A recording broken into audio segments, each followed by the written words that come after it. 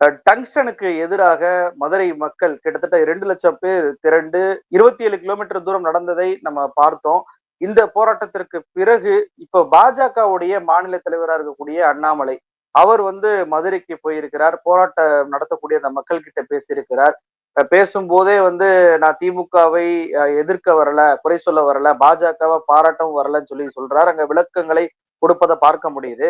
அண்ணாமலை விளக்கம் கொடுத்து கொண்டிருக்கும் போதே அங்க இருக்கக்கூடிய மக்கள் அனைவருமே, "நீ பேசாதப்பா, மோடி அவர்கள சொல்ல சொல்லு" அப்படின்னு சொல்வதையும் பார்க்க முடியுது. எப்படி பார்க்குறீங்க? இல்ல பாஜக இது போல ஆட்களை அனுப்பி பேசுகிற செய்தி வேறாகவும், கொள்கை வடிவங்களில் வேறாகவும் எப்போதுமே வெளிப்படுகிற கட்சி. இன்றைக்கு அண்ணாமலை வந்து மேலூர் பகுதியில் டங்ஸ்டனுக்கு எதிராக போராடுபவர்களிடத்திலே பேசுவதைப் போலத்தான், ஹைட்ரோ கார்பனுக்கு எதிராக மக்கள் போராடி கொண்டிருக்கிற போது அண்ணாமலையினுடைய அண்ணனாக இருந்த ராஜா பேசினார். அம்மா, நானும் உங்க ஊருக்காரன் தான். எந்த கட்டத்திலையும் ஹைட்ரோ கார்பன் எடுக்கிறதுக்கு நாங்க அனுமதிக்க மாட்டோம். நீங்க ஒண்ணும் கவலைப்படாதீங்க. இதை இப்பவே நான் டெல்லிக்கு தெரியப்படுத்திடுறேன். எதிர்ப்பு களத்துல உங்களோட நான் நிக்கிறேன். நல்லா கவனிக்கணும். ராஜா சொன்ன வார்த்தை, எதிர்ப்பு களத்துல உங்களோட நானும் நிக்கிறேன்னு சொன்னார். அவர் சொல்லிவிட்டு போய் அடுத்த 6வது நாளில் ஹைட்ரோ கார்பன் எடுக்கிற திட்டத்துக்கு 3 நிறுவனங்கள் ஒப்பந்த புள்ளிகளை கோரின. அதுல 2 நிறுவனங்களுக்கு ஒப்பந்த புள்ளிகள் கொடுக்கப்பட்டன. அப்போ இந்த அறிவிப்பு என்பது செய்திகளில் வெளியாகிறது. உடனே ராஜாவை சந்திப்பதற்காக அந்த போராட்ட குழுவினர் சந்திப்பதற்கு முயற்சித்த போது ராஜா அந்த போராட்ட குழுவினரை சந்திக்காமல் நழுவி ஓடி டெல்லியில் போய் உட்கார்ந்து கொண்டார். 1 மாத காலம் டெல்லியில் இருந்து வரவே இல்லை ராஜா. இப்ப ஏற்கனவே இப்படி ஒரு முன்மாதிரி இருக்கு. அதே போன்றுதான் மீத்தேன் எடுப்பதற்கு ஈஸ்டர்ன் எனர்ஜி கார்பரேஷன் ஒரு நிறுவனத்துக்கு ஒப்பந்தத்தை போட்டாங்க ஒன்றிய அரசு. அதுல அப்போது இருந்த திமுக அரசு மீது குறை சொல்லப்பட்டது. திமுக அரசிடத்துல சொல்லப்பட்டது என்ன அப்படின்னு சொன்னா, மீத்தேன் குறித்த ஆய்வுகளை நாங்க மேற்கொள்றோம். ஒரு மண் வளர்ச்சி குறித்து, அந்த மண்ணுக்கு உண்டான தன்மை குறித்து நாங்க ஆய்வுகளை மேற்கொள்கிற போது மீத்தேன், ஈத்தேன் இருக்குது அப்படின்னு சொல்லி நாங்க கண்டறிஞ்சிருக்கிறோம். அது குறித்து ஆய்வு மேற்கொள்வதற்கு ஒப்பந்தம்னு சொன்னோன்னே, துணை முதலமைச்சராக இருந்த இன்றைய முதலமைச்சர் அண்ணன் தளபதி ஸ்டாலின் அவர்கள் அன்றைக்கு அந்த ஒப்பந்தத்திலே கையொப்பமிட்டு கொடுத்தார். அதன் பிறகுதான் அன்றைக்கு வைகோ போன்றவர்கள் எல்லாம் ஸ்டாலினே ஒப்பந்தத்துல கையெழுத்து போட்டாருன்னு சொல்லி போராடினார்கள்னு வச்சுக்கோங்களேன். அந்த கிரேட் ஈஸ்டர்ன் எனர்ஜி கார்பரேஷனை அடித்து விரட்டியதில் வைகோவுக்கு ஒரு பெரிய பங்கு இருக்கிறது, இல்லை என்று நாம் சொல்ல முடியாது. ஆனால் எதற்காக ஸ்டாலின் கையொப்பமிட்டார் என்று தெரியாமல் அன்றைக்கு இவர்கள் எல்லாம் எதிர்க்கட்சி நிலையில் இருந்து அரசியல் செய்து கொண்டிருந்தார்கள். ஆனால் உண்மையான நிலவரம் என்ன என்று கேட்டால், மக்கள் வீதிக்கு போராடுவதற்கு வந்ததற்கு பிறகு இந்த பிரச்சனை குறித்து பேசி முடிவெடுக்கப்படும் என்று தமிழ்நாடு அரசு பட்டவர்த்தனமாக சட்டப்பேரவையிலேயே அறிவித்தது. அன்றைக்கு இருந்த முதலமைச்சர் மரியாதைக்குரிய தலைவர் கலைஞர் அவர்கள் அந்த செய்தியை சட்டப்பேரவையிலேயே வெளிப்படுத்தினார். அதன் பிறகு அந்த ஒப்பந்தத்தை ரத்து செய்தார்கள். தமிழ்நாடு அரசு சார்பில் ரத்து செய்தார்கள். இப்ப இந்த போராட்டத்துல பாத்தீங்கன்னா, டங்ஸ்டனுக்கு எதிரான போராட்டத்துல பாத்தீங்கன்னா, துவக்க நாளிலேயே முதலமைச்சர் தெளிவாக சொல்லிவிட்டார். என்ன சொன்னார் முதலமைச்சர்? எந்த கட்டத்திலும் நாங்க டங்ஸ்டன் எடுப்பதற்கு அனுமதிக்க மாட்டோம்.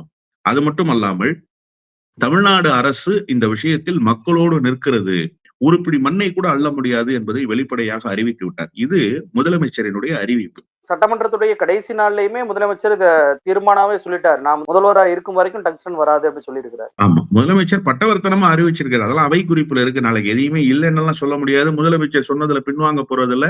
பின்வாங்கினாலும் அவை குறிப்பில் இருப்பதை எடுத்துக்கொண்டு பேசுவார்கள். அதனால அதெல்லாம் ஒன்னும் பொய்யான கருத்துக்களோ தவறான கருத்துக்களையோ சொல்லிவிட்டு முதலமைச்சர் நகரவில்லை. அதே நேரத்துல இன்றைக்கு அண்ணாமலை சொல்றாருல, இப்ப மக்களுக்கு இருக்கக்கூடிய கவலை என்னன்னா, ராஜாவுக்கு ஏற்கனவே இருந்த நிலைப்பாடு மாதிரி இப்போ ஒரு நிலைப்பாடு இருந்ததுன்னா, நீ ஒரு செய்தியை சொல்லிட்டு போயிடுவ. ஆனா ஒன்றிய அரசு வேறு மாதிரியான நிலைப்பாடு எடுக்கும்ல. இன்னைக்கே அண்ணாமலை அங்க பேசும்போது நிறைய பொய் செய்திகளை சொல்றாரு. என்ன சொல்றாரு? 2022ல நாங்க ஒப்பந்தங்கள் கையெழுத்திட்டோம். டங்ஸ்டன் சுரங்க மாதிரி மேற்கொள்வதற்கு, அதாவது டங்ஸ்டன் சுரங்கம் அமைப்பதற்கான மாதிரிகள் இங்கெங்க இருக்கு. அவர் சொல்றாரு, அதாவது அரிட்டாப்பட்டி, மேலூரை ஒட்டி இருக்கக்கூடிய 2-3 கிராமங்களுடைய பெயரை எல்லாம் அவர் சொல்றாரு. இந்த கிராம பகுதிகளில் இத்தனை 1000 ஏக்கர்ல இந்த டங்ஸ்டனை வெட்டி எடுக்க முடியும் அப்படின்னு சொல்லி நாங்க ஒரு ஆய்வை மேற்கொண்டோம். அந்த ஆய்வு தான் மேற்கொள்ளப்பட்டிருக்கு அப்படின்னு சொல்றாரு. இதுலயே மாபெரும் பொய் இருக்கு. நீங்க 2022ல மாநில அரசினுடைய ஒப்புதல் பெற்று தான் நாங்க அந்த ஆய்வுகளை மேற்கொண்டோம்னு சொல்றாரு. எவ்வளவு பெரிய பச்சை பொய் பாருங்க. இந்த ஒப்பந்தத்தை மாநில அரசோடு இணைந்து ஒன்றிய அரசு செய்து கொண்டது 2019ல. 2019 நாடாளுமன்ற தேர்தல் முடிந்ததற்கு பிறகு 2019 செய்து கொண்டார்கள். அன்றைக்கு அதில் கையொப்பமிட்டவர் எடப்பாடி பழனிசாமி. ஆனா இன்னைக்கு ஏதோ திமுக செய்ததை போல முதல்ல அவர் சொல்றார். திமுகவுக்கும் இதற்கும் எந்த சம்பந்தமும் இல்லை. ஒன்று. 2வது, தமிழ்நாட்டுல மட்டுமா மேற்கொள்ளப்பட்டது? பீகார் பாட்னாவுக்கு அருகாமையில் இருக்கக்கூடிய 6 கிராமங்களில் மேற்கொள்ளப்பட்டது. நான் மொத்தம் எத்தனை இடங்கள்ல செய்திருக்கிறாங்கிறத சொல்றேன். பீகார் பாட்னாவுக்கு அருகாமையில் இருக்கக்கூடிய 6 கிராமங்கள்ல மேற்கொள்ளப்பட்டது. அகமதாபாத்ல ஒரு பகுதியில மேற்கொள்ளப்பட்டது.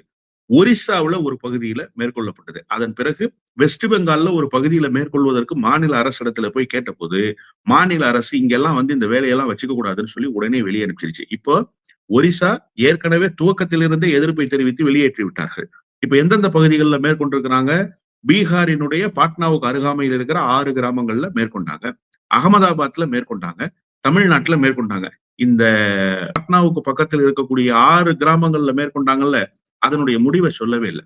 டங்ஸ்டன் கனிமம் அங்கே இருக்கிறதா இல்லையா என்பதை சொல்லவே இல்லை. அகமதாபாத்ல மேற்கொண்டதுலயும் முடிவுகளை சொல்லவே இல்லை. ஏன் சொல்லல அப்படின்னு சொன்னா, அங்கெல்லாம் கனிமம் எழுப்பதற்கான எந்த விதமான ஆதரவும் மக்களிடத்துல கிடைக்காது. அதனாலதான் இது என்ன சோதனை களமான்னு கேட்டார் முதலமைச்சர். முதலமைச்சர் நீண்ட நெடிய எதிர்ப்பை பதிவு செய்கிற போது அறிக்கையிலேயே சொல்லியிருக்கார், தமிழ்நாடு என்ன சோதனை களமா நீங்கள் பரப்பதற்குன்னு. இப்ப தமிழ்நாடு சோதனை களம் மாதிரி தானே இவங்க பயன்படுத்தி இருக்கிறாங்க. ஏன் நீங்க 6 கிராமங்கள்ல பாட்னாவுக்கு அருகாமையில செஞ்சீங்க? அதனுடைய முடிவு என்ன? அங்கேயும் டங்ஸ்டன் கிடைக்கும் என்கிற முடிவு வந்திருக்கும். எனக்கு தெரியாது, நாம வந்து ஊர்ஜிதமா சொல்ல முடியாது. ஆனா நீங்க முடிவை சொல்லணும்ல. அங்கேயும் டங்ஸ்டன் கனிம சுரங்கம் அமைப்பதற்கான வாய்ப்புகள் இருக்கிறது இல்ல. ஏன் நீங்க மூடு மந்திரமாவே வச்சிருக்கீங்க? திரைமறைவுக்குள்ளேயே ஒரு சம்பவத்தை கொண்டு போய் வைக்கும் போது சந்தேகம் எழுகிறது தானே. அகமதாபாத்ல நீங்க மேற்கொண்ட ஆய்வு குறித்த எந்த விதமான முடிவுகளையும் அறிவிக்கலன்னு சந்தேகம் எழுது தானே. ஆனா தமிழ்நாட்டுல மட்டும் டங்ஸ்டன் கிடைக்கும்னு சொல்லி ஒரு பெரிய பரப்பளவை இத்தனை 1000 ஏக்கர்ல கிடைக்கும்னு சொல்லி ஒரு ஒப்பந்தத்தை நீங்க தயார் பண்ணி கொடுக்குறீங்க. இப்ப கூட அண்ணாமலை கிட்ட மக்கள் என்ன கேட்கிறாங்க அப்படின்னு சொன்னா, நீங்க இந்த செய்தியை சொல்றீங்க, ஒன்றிய அரசு சொல்லுங்கன்றாங்க. ஏன் அண்ணாமலைக்கு ஒன்றிய அமைச்சர் அறிக்கையாக தருவதில் என்ன பிரச்சனை இருக்கு? ஒன்றிய அமைச்சர் அறிவிப்பாக வெளியிடுவதில் என்ன பிரச்சனை இருக்கு? இல்ல, அவர்தான் சொல்றாரு 17ஆம் தேதி கிஷான் ரெட்டி அமைச்சர் வர்றாரு, அவர்கிட்ட அறிவிப்பு பண்ண வைக்கிறோம், இன்னும் ஒரி பண்ணாங்க, போய் பொங்கல் கொண்டாடுங்கன்றாரு. இல்ல, அதுவே ஒரு பொய்யான தகவல் சார். முதல்ல தமிழ்நாடு தலைவர் பொறுப்புக்கு புதிய தலைவரை தேர்ந்தெடுக்கணும்.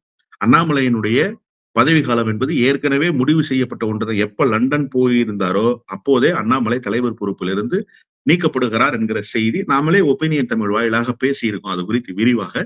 எனவே அண்ணாமலையை தலைவர் பொறுப்பிலிருந்து எடுக்க போறாங்க. புதிய தலைவரை தேர்ந்தெடுப்பதற்கும் பூத் கமிட்டி அமைக்கப்பட்டது குறித்த ஆய்வுகளை மேற்கொள்வதற்கும் மேலிட பிரதிநிதியாக வராரு. கட்சி வேலை செய்யறதுக்கு வராரா, அரசு வேலை செய்யறதுக்கு வராரா?